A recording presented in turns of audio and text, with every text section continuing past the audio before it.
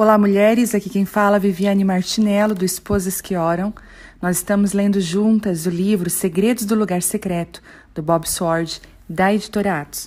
Hoje nós estamos entrando no áudio 45, O Segredo de Permanecer em Cristo, capítulo 51.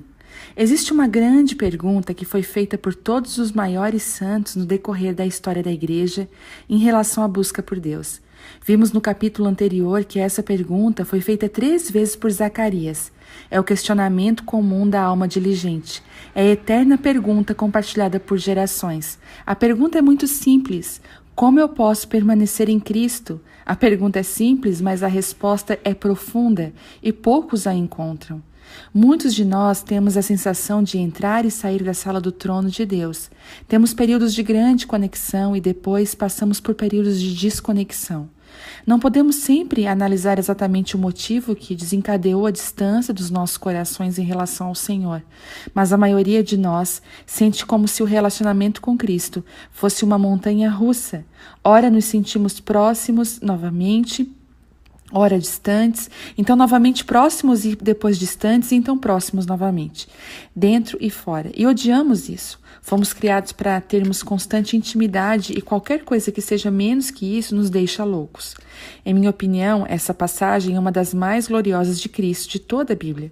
Se vocês permanecerem em mim e as minhas palavras permanecerem em vocês, pedirão o que quiserem e lhes será concedido. Meu Pai é glorificado pelo fato de vocês darem muito fruto, e assim serão meus discípulos. João 15:7. O "se" encontrado aqui quase me deixa louco com o desejo santo. Se.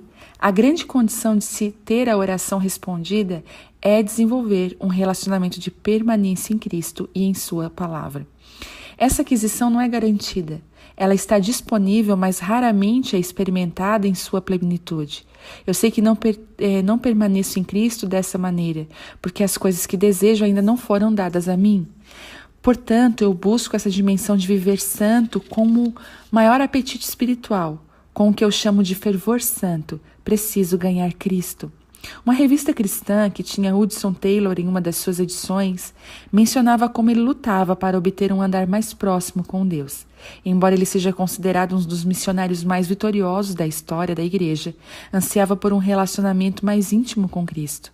Orei, agonizei, me esforcei, tomei resoluções, li a palavra com mais diligência, dediquei mais tempo para isolamento e meditação, mas tudo isso foi ineficaz, ele se consumia. Sei que se eu estivesse conseguido permanecer em Cristo, tudo estaria bem, mas eu não consegui. Taylor chegou no momento decisivo de sua vida quando recebeu uma carta de um colega. Essa simples mensagem abriu a porta. A amizade com Deus não provém de esforço por fé, mas de descansar naquele que é fiel. Essas simples palavras foram de alguma forma exatamente o que Taylor precisava para ajudá-lo a cruzar o limiar do seu relacionamento com Cristo. Ele conseguiu parar de se esforçar e abraçar a proximidade, o poder da vida de Cristo. Refiro-me à experiência de Taylor não como se fosse uma fórmula para se aprender a permanecer em Cristo, mas para mostrar que até o mais eminente dos santos se debateu com essa mesma questão. A forma como você conseguirá permanecer em Cristo será diferente de todas as outras pessoas. Nós permanecemos de formas diferentes, porque somos criaturas únicas de Deus. O seu relacionamento com Cristo nunca será parecido com o meu e vice-versa. Esse é o motivo pelo qual você nunca aprenderá a permanecer em Cristo lendo as histórias de outras pessoas. Você aprende a permanecer lendo o livro certo, nem ouvindo um grande sermão. Ninguém pode ensiná-lo a ter um relacionamento de permanência em Cristo. Um mestre pode ajudá-lo até um grau limitado, mas por fim, todos nós teremos que encontrar nossa própria maneira de permanecer em Cristo. Quando tudo tiver sido dito e feito, devemos fechar a porta, entrar no lugar secreto com Deus e descobrir como é um relacionamento de permanência em Cristo para nós. Normalmente, o caminho para se obter um relacionamento de permanência em Cristo é conquistado com perseverança. Deus permite circunstâncias desfavoráveis ou emoções em nossas vidas que fazem com que nos voltemos para Cristo com determinação vigilante. A maioria de nós nunca se entregará à busca de um relacionamento de permanência a menos que o Senhor, em sua bondade, permita calamidades ou lutas em nossas vidas que elevem o nível da nossa dor ao ponto de desespero. José ilustra essa verdade essencial. Deus levou José a trilhar um caminho doloroso para ajudá-lo a encontrar um relacionamento de permanência. Deixe-me repassar rapidamente a história com você. Com 17 anos, José se afastou dos seus irmãos por ser um homem de caráter divino em meio a uma geração perversa. Então Deus disse basicamente: parabéns, José, você está mantendo seu coração puro, você está vivendo de modo inculpável diante de Deus e dos homens, você está se mantendo afastado de uma geração maligna, você está qualificado para receber uma promoção no reino, vai se tornar um escravo. Então José foi vendido como escravo por seus irmãos. No Egito, ele foi vendido para um homem chamado Potifar. Potifar logo percebeu que Deus era com José e abençoava tudo o que ele fazia. Então Potifar tornou José o administrador-chefe de todas as suas propriedades. Embora fosse um escravo, José mantinha seu coração diante de Deus e continuava a andar com zelo diante do Senhor. Ele era diligente para cultivar seus dons e talentos, demonstrando ser um administrador fiel de toda a casa. Ele escapou da tentação sexual quando a esposa de Potifar tentou seduzi-lo. Então Deus respondeu: parabéns, José, você continua na minha presença. Está cultivando fielmente seus dons e talentos e está fugindo da tentação. Você está qualificado para outra promoção no reino. Você agora vai para a prisão. José não tinha ideia do motivo pelo qual estava preso. Certamente ele deve ter sido tentado com o seguinte pensamento: Deus, qual o problema em servi-lo? Como eu amo e o sirvo e mantenho meu coração puro, isso não me faz bem. Satanás queria convencer José que servir a Deus não vale a pena, mas José optou por afastar os pensamentos tentadores e, em vez de dar razão e vazão a eles, continuou amando a Deus mesmo na prisão. Ele se apegou aos sonhos que Deus lhe tinha dado de uma eventual promoção. Entretanto, o desespero se apossou do espírito de José. Ele percebeu que, longe da intervenção divina, passaria o resto de sua vida apodrecendo na prisão egípcia. Nenhum de seus talentos lhe seria útil naquele lugar. Não importa que fosse cheio de dons, carismático e inteligente, nada disso poderia tirá-lo da prisão. Cada dom que ele tinha cultivado agora era inútil. Reduzido a uma total impotência, José começou a clamar a Deus com intenso desespero. Deus, fale comigo ou minha alma e minha vida se acabará. Ele começou a criar raízes no Espírito de Deus mais profundas do que jamais foram. Deus, por que o Senhor permitiu que isso acontecesse comigo?